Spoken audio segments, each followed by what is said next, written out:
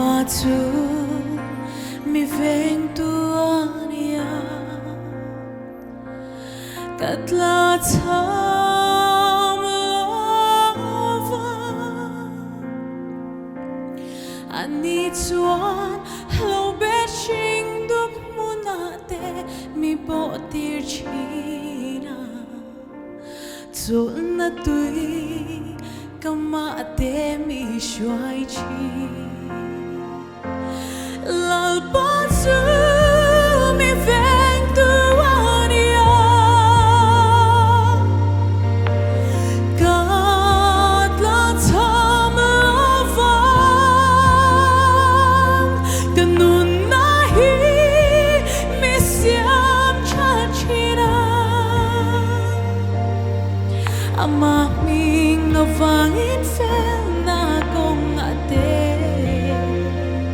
mi shuai chi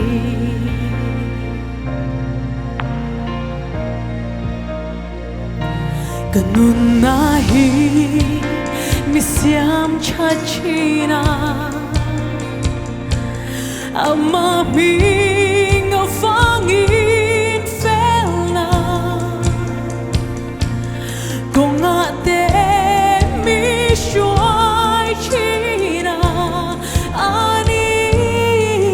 thing na lim ko rom zo ma ila til chalo reng reng kalau lova nang ka ne na iyong siya ital tumle itiangin mi thamuan chi mi to tu te mit mua kamayan do kani boat sa china kalutunga hian chia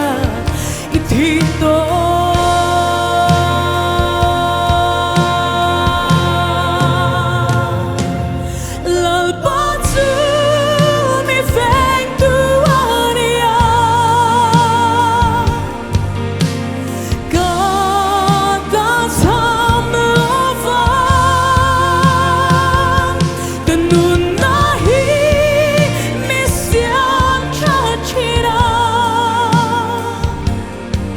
ama ming vangin fel na kong ate mi shuai chi kano vahian aliam renga matei loving chat na le il nei nai